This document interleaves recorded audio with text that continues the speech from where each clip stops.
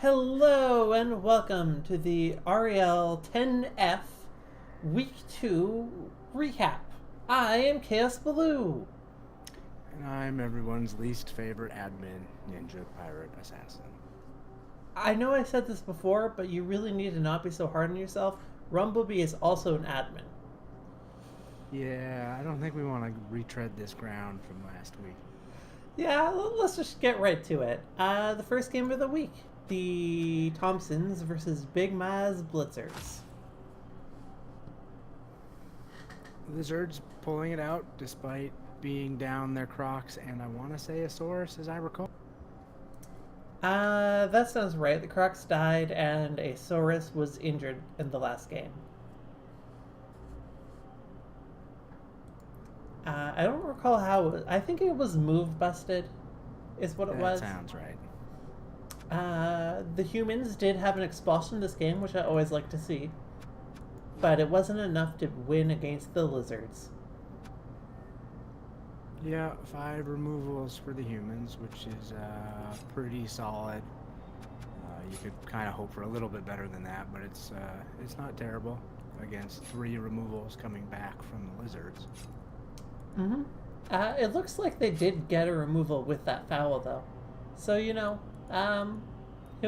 it was a successful foul. Yeah, it looks like Lizards took 6 removals on the game. Pretty even block numbers, 34 on 40.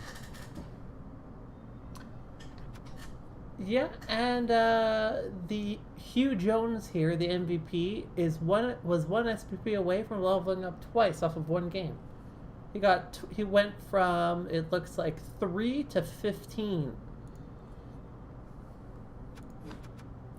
Never going to complain about getting a whole bunch of SPP on your blitzers as humans. Yep. That's kind of where you want it, so.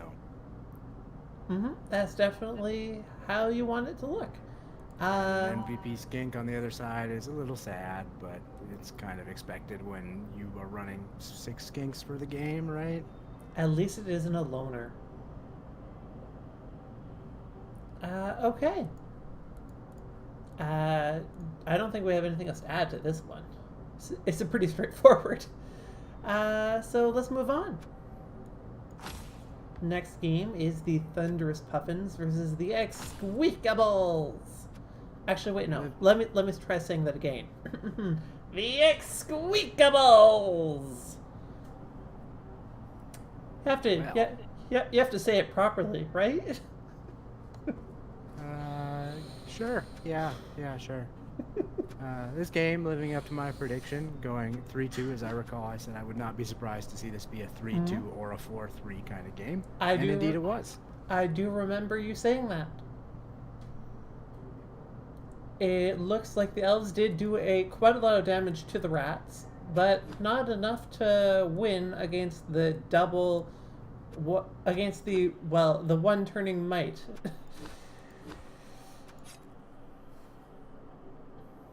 Yeah, well, it looks like the rats spread their touchdowns around this game. I see 3 touchdowns on 3 separate players. Yeah, they definitely did. Not only that, but I think the rats were probably fouling as well. Either that or the elves were particularly bad at dodging. As there were several removals on both sides, actually, which are not attributed to injuries. Yeah, it looks like the Exsqueakables suffered extra KO and extra casualty. The Exsqueakables suffered just an extra casualty, actually, or KO rather.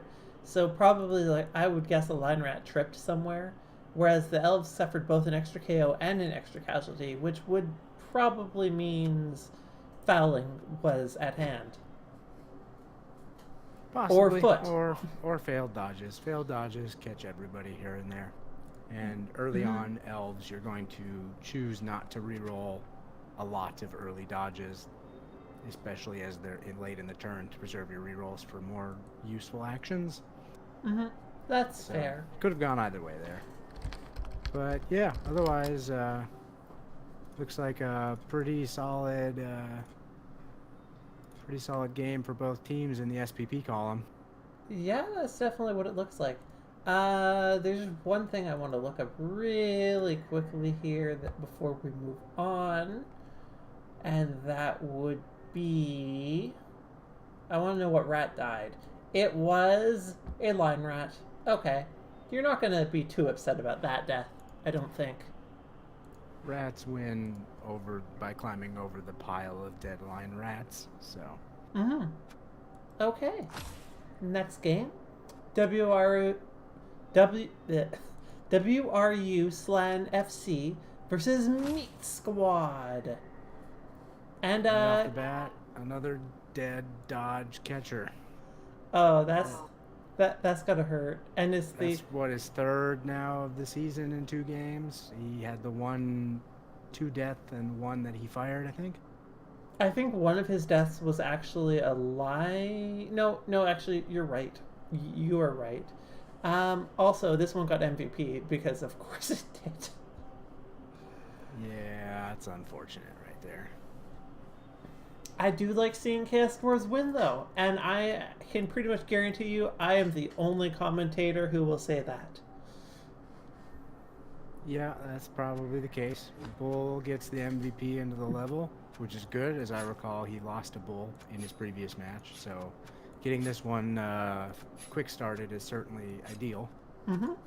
It definitely is. Plus, even if it hadn't died, just getting SVP or getting MVP on your bull it's almost the ideal situation. Bulls do level up more quickly than Chaos Dwarves on average, so eventually it's usually good to get MVPs on your Chaos Dwarves. But not a whole lot of damage actually outside of killing that one catcher. It looks like the Kislev only sustained 3 KOs, 1 casualty on that death. So I'm wondering if that death wasn't a dead into dead or strength into dead type situation. well, for the most part, this is a Mighty Blow Chaos Dwarf team, so it hasn't really pulled out the claws yet, figuratively or literally. Yeah, it seems like not a whole lot of damage on 58 successful blocks, but Well, sometimes you just get games like that. Yeah, sometimes it happens, but you're not going to complain about a game that you won. I guess the only other thing I'll say is hopefully things turn around for this Kislev team the rest of the season. These are a couple of rough games to start. Yeah, I definitely agree. Hopefully they're able to get themselves into some luck as they kind of swing into some of the less strength teams in the division. Because I believe they played, what was it, Chaos last week? Lizards they played. Yeah, it was Lizards. And well, So you they know what? played Lizards and Chorfs. They've still got the Rats. They've still got the High Elves. They've still got Space Lions, Norse. So they got some Armor 7 to play against, and hopefully they can tilt that casualty scale in the other direction a little bit and come out ahead maybe. But even if they don't, I think Kislev is a team that can do well without getting a lot of casualties. It just needs to not. It needs the catchers to not die, is what it needs. I think that would help. But hopefully things do turn around a bit, if only so that we get some more exciting games. Last of all, we have Primal Concrete Sledge versus Hella's Kitchen, and Space Lion lost. Yeah, and it's kind of looking like armor might have been the reason. I only see 3 armor breaks on the side of Norse. And reasonably even blocks, 36 to 48. So this to me sniffs of Chaos winning the Bash War a little bit. That is what it looks like, just a bit. Be curious, because we see 81% ball possession by the Chaos to 6% by the Norse. I was curious to see what happened on the Norse's drop. They maybe got blitzed or something that caused them to be in reactive mode. This, to me, smells like Chaos received, held the ball the first half, maybe didn't score, and then something happened on Norse's offense, and the Chaos got a defensive score. That's what this smells like to me. Yeah, that sounds like a pretty good take. It looks like it wasn't a major death on Spaceline's team. It was only a lineman. But like there were a lot of stunned players on the pitch, and almost all of them were Norsemen. Given that sort of advantage, it's easy enough to see how Chaos would be able to score. I also see, looking at the dice rolls for Primal Concrete Sledge, impact of the bomb has a percentage. Oh. Meaning somebody took bomber, it looks like. Let's see. I don't think Chaos can induce what's a dribble snot, can they? So it must have been Boomer for the Norse.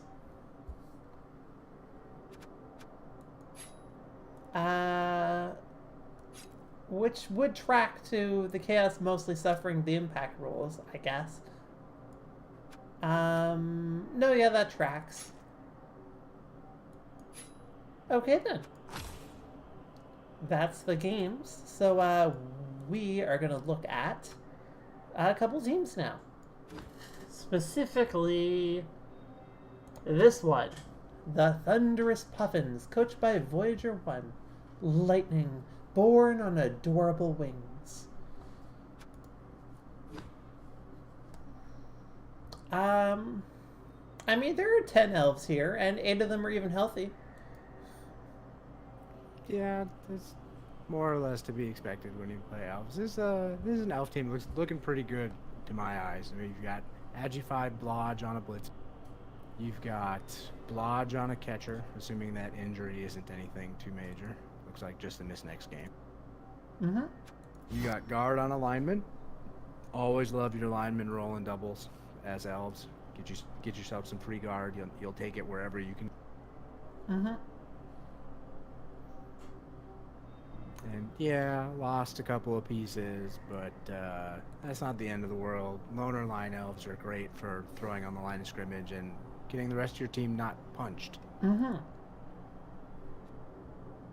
And it's also pretty reasonable TV. High elves do tend to bloat pretty quickly, and this one hasn't done it yet. Although I imagine they're saving up for a third catcher, which could put them right up there once they have it. It's going to be over 1,300 with the loner and these two players returning, so they are starting to catch the edge of that a little bit. But I don't know that they're quite there yet. A lot of teams, they bloat a little bit right away, but then they even out a bit. High elves just like keep going if you aren't careful. Yeah, but on the flip side, if there's any team that I'd want to play at 2,200 TV, it would probably be High Elves. Yeah, that's fair. I mean, like maybe Wood Elves as well, but like try getting there and staying there as Wood Elves, right? Yeah, we've got a few 1,900 plus TV High Elf teams in ReBBL, as I recall. So not uncommon to see you get there, and I feel like that's kind of their best range, is that 18 to 2,200 when they've got all of their stat freaks and all of their players. And before the bash teams have completely caught up, because High Elves tends to develop a lot faster than bash teams. Other than that, the thrower has taken accurate, so clearly it is going for the big throws here. And I think that's what you do with the High Elf thrower. You give him the pass skills. You let him throw from half the pitch as necessary. Well, I mean, like that's the High Elf dream, right? Throwing across the pitch on a 2+.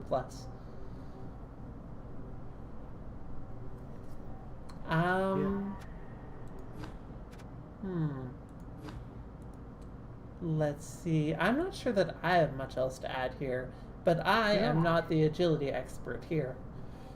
It's looking good. Just got to keep doing what he's doing. Keep leveling up his catchers, and you'll pick up a third catcher probably once you get block or wrestle on keep on flapping. That's, to me and the high elf coaches I've talked to, that seems to be kind of your marker, is once your catcher has defensive skills, then you grab a new catcher, and then that's how you work your way up. Otherwise, you tend to lose them too quickly. That makes sense. Speaking of wrestle, I do notice that one of the linemen took wrestle and not block or dodge. I think that's an interesting choice.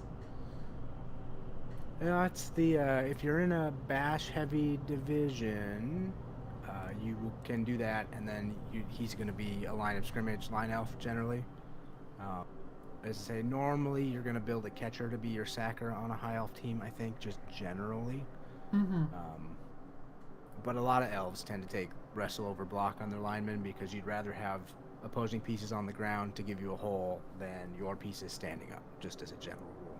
Yeah, that's fair. I understand that. There are several teams where I'd like to take wrestle on the linemen. It just stands out here because I know elves usually like their dodge. But I don't think it's a bad choice. I just think it's an interesting one. We started about 20 minutes ago. Okay. I guess let's look at our other team. It was, let's see, this one. The Exqueakables!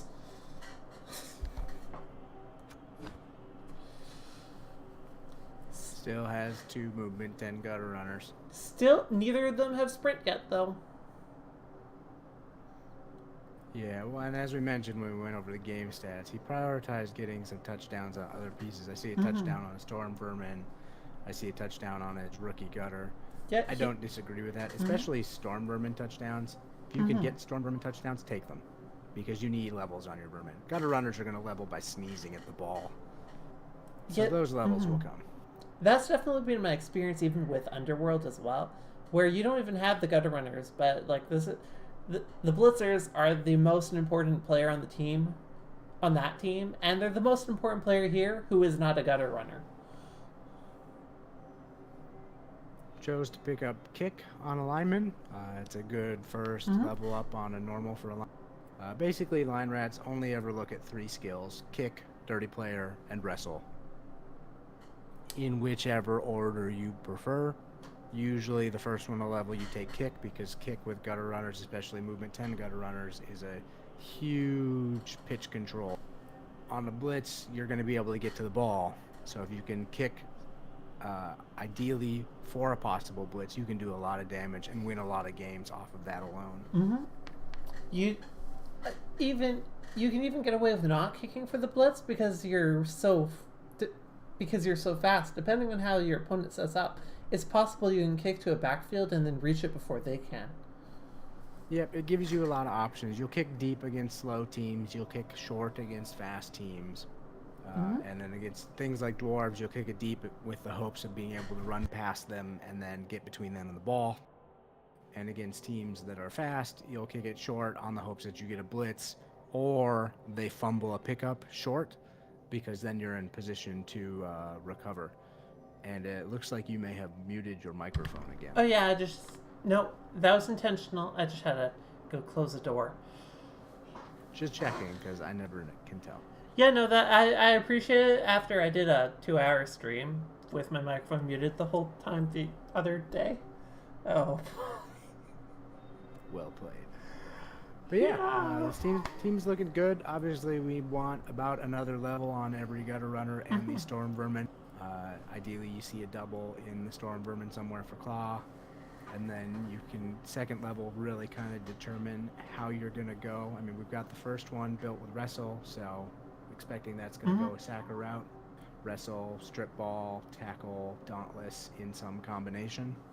Maybe if you could get a 12th rat to fill the bench, that would be good as well, but it's not something you would want to do right away. You want to make sure you have some money for the emergency funds.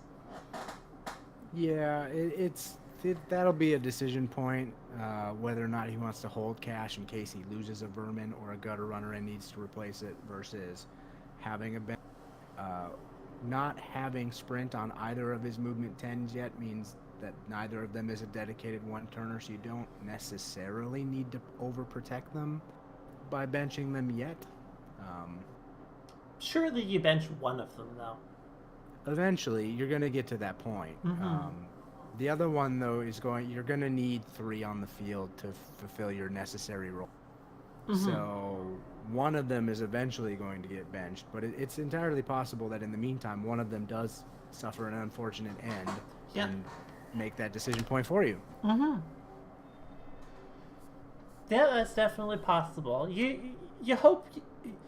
Hiroshia definitely hopes that doesn't happen, and everyone else definitely hopes that it does. I think this early I probably take defensive skills before even sprint. Yes, I know movement 10 natural one turner, and I had a movement 10 agi 5 leap one turner for many seasons actually, so I know the value of it. But like I said, early in the career against fresh teams, they're not going to have a whole lot of tackle out there.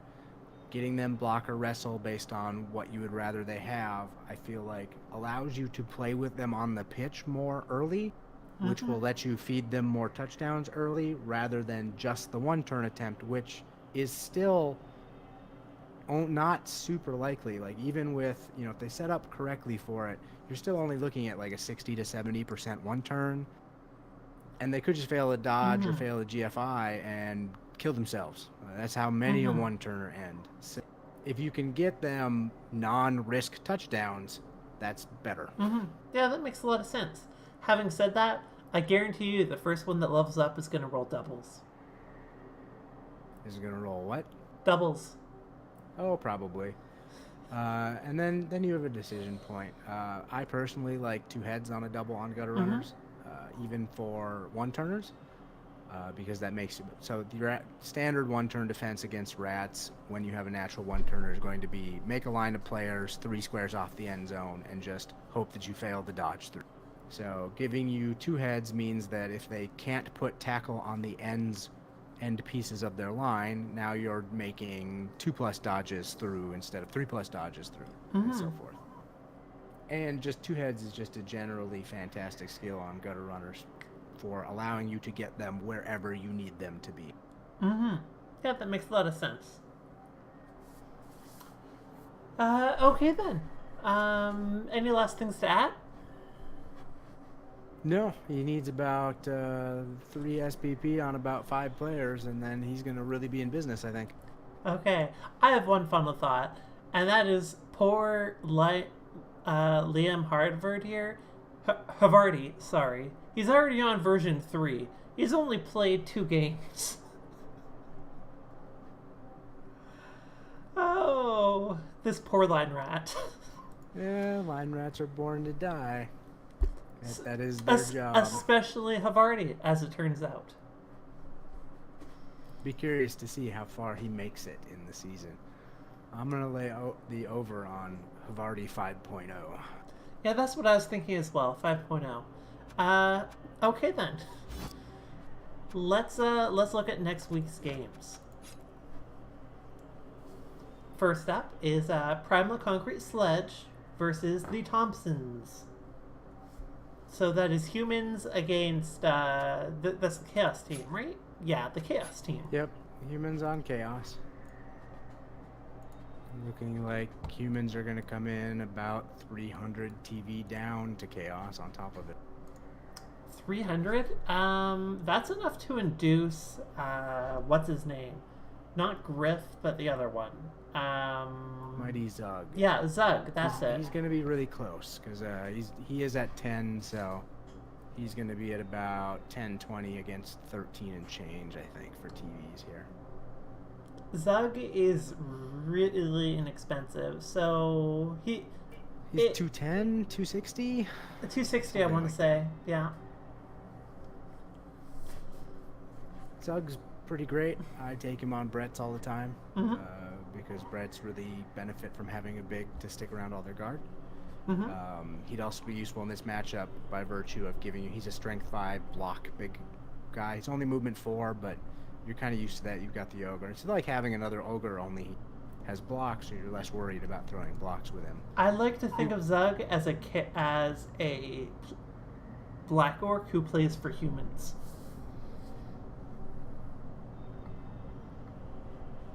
But yeah, even with that, I think this is going to be a rough one for the humans. Mm-hmm. This Chaos team is pretty well developed. It does have Claw Mighty Blow. Mm-hmm. It's picked up a bunch of block. Yep. To me, this smells like a 2-1 game in Chaos's favor. Yeah, I think I agree. If the Chaos team was less developed, then I think I'd give it to the humans, but they won't be able to leverage their skills very well in this game, simply because the Chaos has too much block. They might be able to pull something off. They certainly have that possibility, in fact. For instance, the Chaos doesn't have very much to punish strong catcher plays, but they're going to be limited in their options, for sure. Yeah, and dice could happen, certainly. I just feel like there's a little bit too much of a gap for the humans to make up in this one. Also, I think the humans don't actually have a catcher, so never mind that one. Okay, yeah. Next up is the Slan versus Hell's Kitchen. And, Going to be another couple hundred in inducements on behalf of the Slan. But this to me also looks like, I think this is a Norse victory in my opinion. So the question that I want to ask here is, do we think that there will be another catcher death? I really hope not. Yeah, for his sake, I sure hope he manages to keep them alive for a couple of games. They're the core of what he is building that team around, and the fact that he's been unsuccessful in keeping them alive is harsh. It really is. So this game is going to be Norse is going to outstrength because they've got the Alfs, they've got that strength up Berserker, they've got the Yeti. But they're still armor 7, so that dice could certainly happen.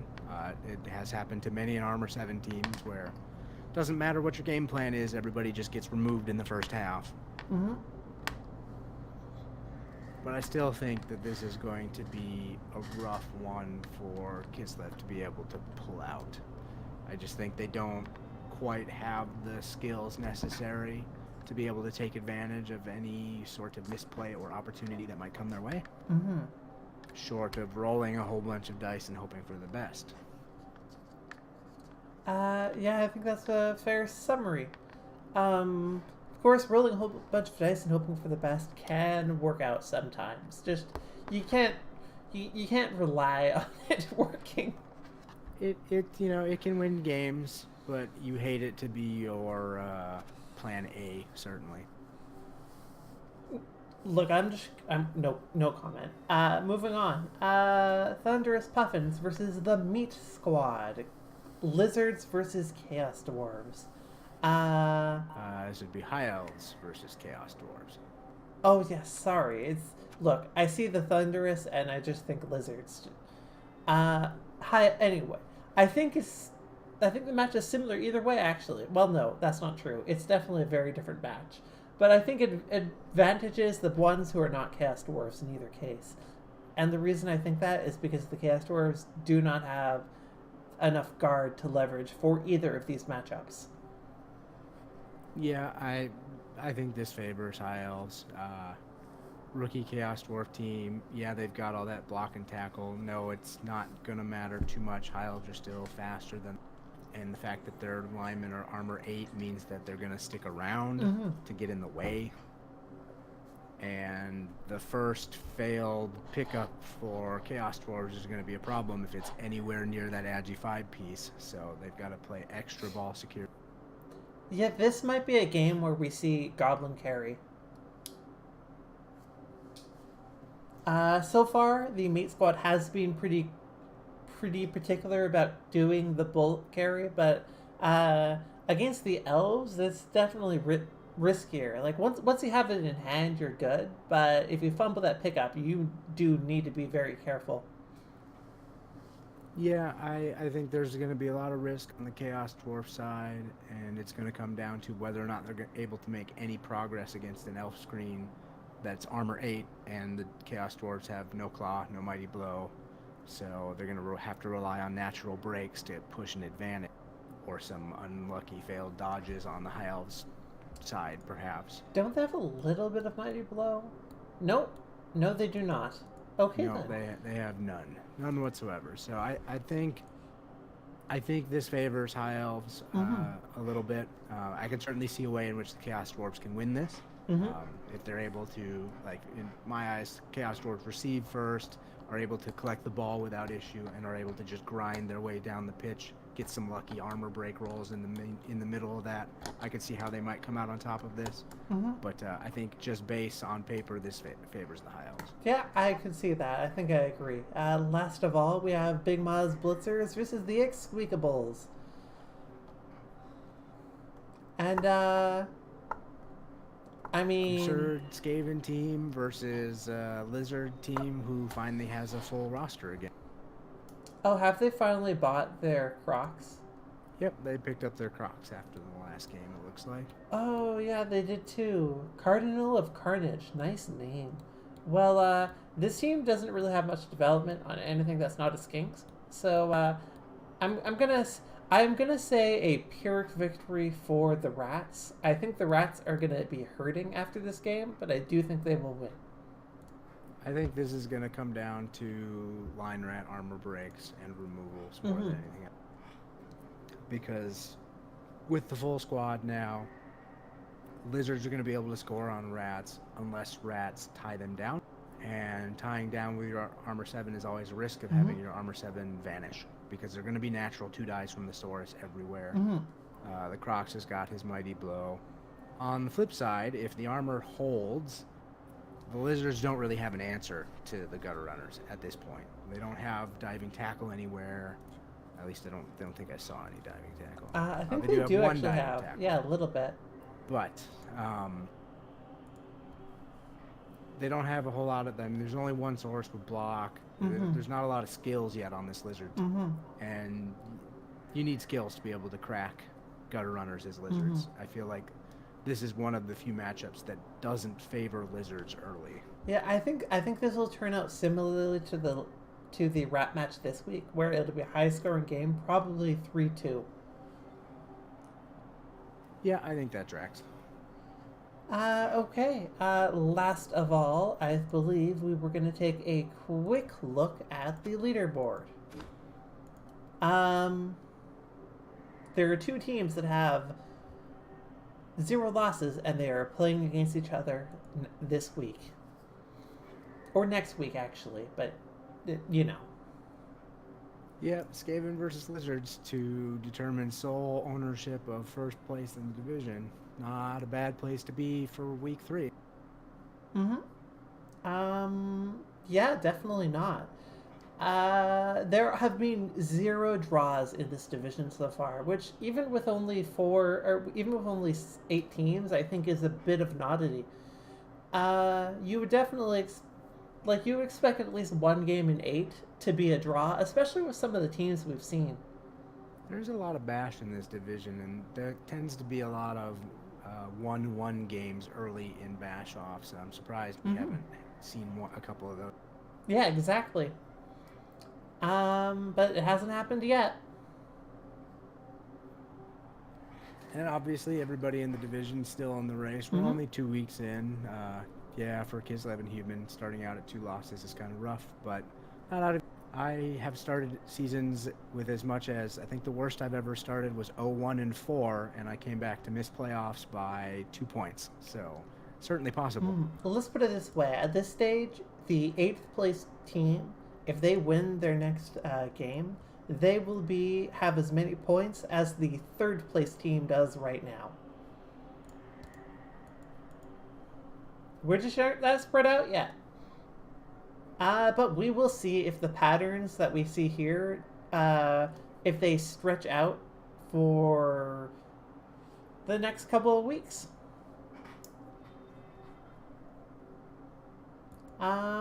Yeah. Did you have any final thoughts to add? before we sign off? Nope. Looking forward to see how some of these games and how some of these teams make out. Like I said, hopefully Kislev manages.